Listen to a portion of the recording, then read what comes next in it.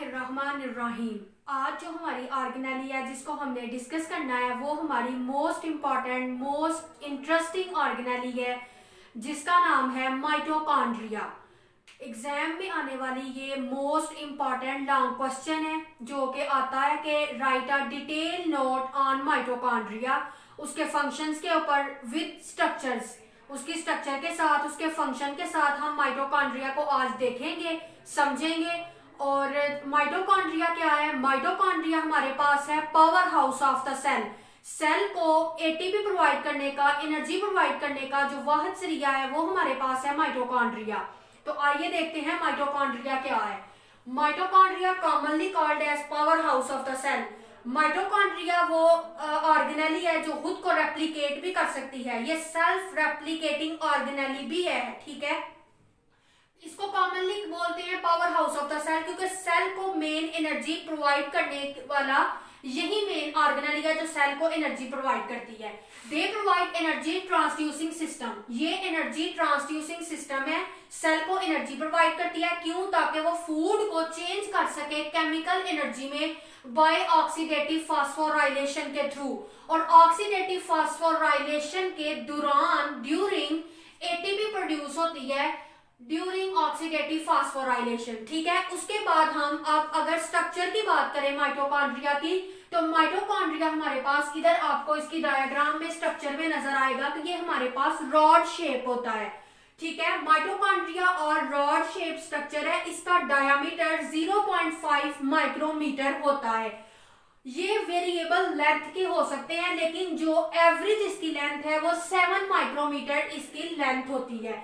ये 1000 से 1600 में लिवर सेल्स में ये माइटोकॉन्ड्रिया प्रेजेंट हो सकते हैं। माइटोकॉन्ड्रिया ऑर्गेनिज्म की बॉडी के अंदर लिवर में 1000 से 1600 तक प्रेजेंट होते हैं, ठीक है।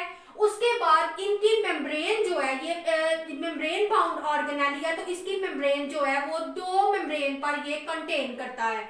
इसकी मेम्ब्रेन सेपरेट हुई होती है 8 to 9 नैनोमीटर थिकनेस, इनकी इतनी जो है वो मेम्ब्रेन के दरमियान थिकनेस हो सकती है 8 to 9 नैनोमीटर।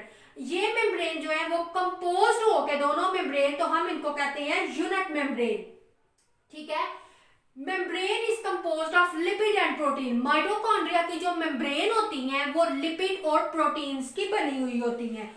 इन मेम्ब्रेन के 2 कंपार्टमेंट्स होते हैं, ठीक है। इन मेम्ब्रेन के मत कह लें कि 2 कंपार्टमेंट्स होते हैं, 2 खाने होते हैं जिसको हम कहते हैं inner compartment and outer compartment. तो जो इनर कंपार्टमेंट होता है हमारे पास वो माइटोकॉन्ड्रियल मैट्रिक्स के साथ भरा हुआ होता है, उससे फिल होता है। और ये जो है इनर कंपार्टमेंट जो है आउटर कंपार्टमेंट के टच में होता है, ठीक है, उसके साथ जुड़ा हुआ होता है।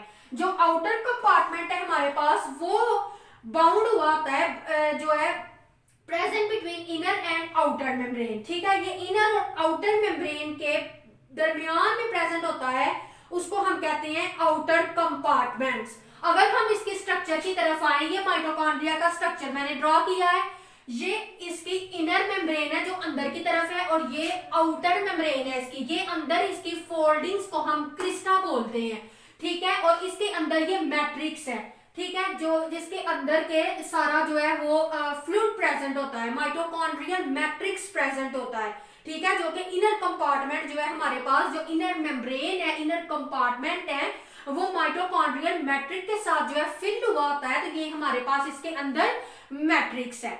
अब हम आगे इसके जो है वो स्ट्रक्चर के अंदर जो इसकी चीजें आती हैं उनको हम अब डिटेल से देखते हैं। तो आगे हमारे पास जो है वो हम देखेंगे कि माइटोकॉन्ड्रिया की स्ट्रक्चर के अंदर जो जो हमारे पास जो है उसके अंदर जो चीजें आ रही थी हम उनको डिटेल से देखेंगे कि माइटोकॉन्ड्रिया का स्ट्रक्चर कैसा होता है और उस स्ट्रक्चर के अंदर जो चीजें प्रेजेंट होती हैं वो क्या क्या फंक्शन जो है वो परफॉर्म करती हैं।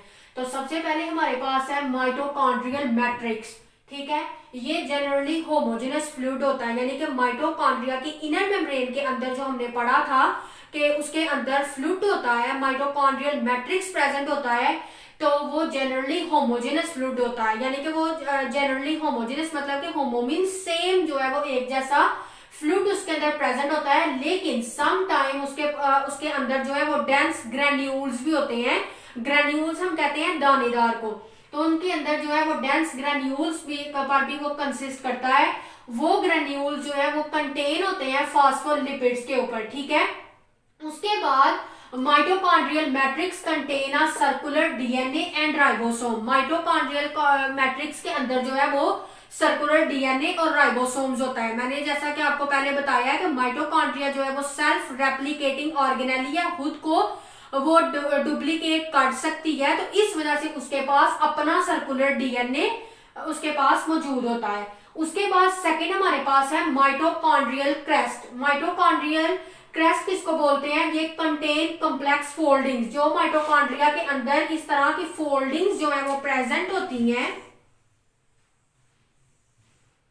ये जो हमारे पास माइटोकॉन्ड्रिया की इस तरह से फोल्डिंग्स जो है वो प्रेजेंट होती हैं, तो इन फोल्डिंग्स को हम बोलते हैं माइटोकॉन्ड्रियल क्रेस्ट, ठीक है। माइटोकॉन्ड्रियल क्रेस्ट और इनकम्प्लीट सेप्टा और रिजिस, इनके अंदर ये रिजिस बने हुए होते हैं, यानी वेव लाइक जो है ये सेप्टा बने होते हैं कि अलग अलग ये सेपरेशन हुई होती है, या रिजिस जो बनी हुई है हमारे पास ये, तो इनको हम क्या कहते हैं? Mitochondrial crest. उसके बाद आते हैं F1 पार्टिकल्स। इनर मेम्ब्रेन जो है उसके पास न्यूमेरियस बहुत ज्यादा स्मॉलर पार्टिकल्स मौजूद होते हैं, उन पार्टिकल्स को हम कहते हैं F1 पार्टिकल्स, और उनका डायमीटर जो है वो 8 to 5 नैनोमीटर तक होता है। उसके बाद नेक्स्ट हमारे पास है कि they are regularly spaced of intervals of 10 nanometre. 10 nanometre के फासले पर F1 पार्टिकल रेगुलरली स्पेस्ड हुए होते हैं, ठीक है। रेगुलरली जो है वो अरेंज हुए होते हैं। Inner surface of inner membrane, inner membrane की इनर सरफेस के साथ F1 पार्टिकल्स जो है वो 10 नैनोमीटर इंटरवल स्पेस से रेगुलरली वो जो है अरेंज हुए होते हैं। और ये F1 पार्टिकल जो है इनके पास स्पेशल ATPase कॉम्प्लेक्स और प्रोटॉन पंप होते हैं। उसके अलावा this complex involve in coupling oxidation and phosphorylation, ये ऑक्सीडेशन प्रोसेस और फास्फोराइलेशन प्रोसेस में भी इन्वॉल्व होते हैं। उसके बाद हम देखेंगे कि माइटोकॉन्ड्रिया के पास कुछ इंपॉर्टेंट एंजाइम्स प्रेजेंट होते हैं। वो एंजाइम्स जो है वो कहाँ कहाँ प्रेजेंट होते हैं? आउटर मेम्ब्रेन के अंदर जो जो एंजाइम्स मौजूद होते हैं, उन एंजाइम में हमारे पास है मोनोअमाइन ऑक्सीडेज MAH, साइटोक्रोम, ठीक है। उसके बाद हमारे पास आता है साइटोक्रोम रिडक्टेज, फैटी एसिड को एंजाइम लाइगेज। ये हमारे पास जो एंजाइम है ये आउटर मेम्ब्रेन में प्रेजेंट होते हैं। अब जो स्पेस है between outer and inner membrane, उसके अंदर जो एंजाइम्स प्रेजेंट होते हैं उनमें हमारे पास आते हैं एडिनाइलेट काइनेज, न्यूक्लियोसाइड डाइफॉस्फोकाइनेज, ठीक है। ये हमारे पास आते हैं। उसके बाद जो इनर मेम्ब्रेन होती है, इनर मेम्ब्रेन में हमारे पास जो है वो आते हैं रेस्पिरेटरी चेन एंजाइम और ATP सिंथेज। उसके बाद जो हमारा माइटोकॉन्ड्रिया का मैट्रिक्स होता है, मैट्रिक्स के अंदर जो एंजाइम प्रेजेंट होते हैं उनमें आते हैं malate dehydrogenase, citrate synthetase, alpha keto acid dehydrogenase. तो ये हमारे पास जो है वो एंजाइम्स हैं जो माइटोकॉन्ड्रिया के अंदर प्रेजेंट होते हैं, और ये स्ट्रक्चर्स हैं माइटोकॉन्ड्रिया की जो माइटोकॉन्ड्रिया के अंदर डिफरेंट फंक्शंस परफॉर्म करती हैं। अब हम आगे देखते हैं हमारा जो लास्ट पोर्शन है, लास्ट हम जिसको अपने ऑर्गेनेली को स्टडी करेंगे, लास्ट उसका जो पोर्शन है वो है फंक्शन, कि माइटोकॉन्ड्रिया जो है वो क्या फंक्शन परफॉर्म करते हैं ऑर्गेनिज्म की बॉडी के अंदर। उसके बाद जो लास्ट हमारा है वो है हमारा फंक्शन ऑफ माइटोकॉन्ड्रिया, कि माइटोकॉन्ड्रिया जो है वो क्या क्या फंक्शन परफॉर्म करता है। तो मेन फंक्शन जो है माइटोकॉन्ड्रिया की मैट्रिक्स के अंदर हो रहे होते हैं और इनर मेम्ब्रेन के अंदर हो रहे होते हैं। माइटोकॉन्ड्रियल मैट्रिक्स के अंदर Krebs cycle, oxidation, alpha oxidation and beta oxidation of fats होती है। उसके बाद इनर मेम्ब्रेन में इलेक्ट्रॉन ट्रांसपोर्ट चेन, ETC का इधर मतलब है इलेक्ट्रॉन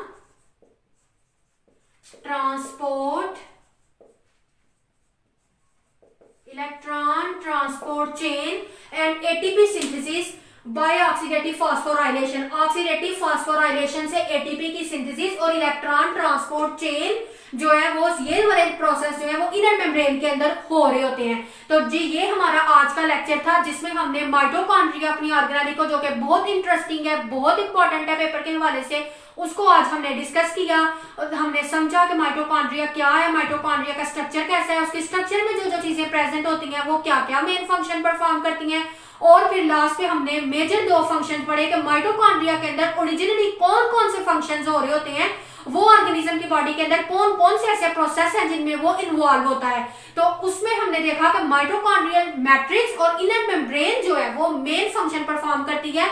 माइटोकॉन्ड्रियल मैट्रिक्स के अंदर अल्फा एंड बीटा ऑक्सीडेशन और क्रेब्स साइकिल जो है ये जो है वो माइटोकॉन्ड्रिया उनको प्रोसीड कर रहा होता है, और इनर मेम्ब्रेन के अंदर इलेक्ट्रॉन ट्रांसपोर्ट चेन और ATP synthesis by oxidative phosphorylation जो है ये प्रोसेस प्रोसीड हो रहे होते हैं। तो ये हमारा आज का लेक्चर था, इसे आप समझे।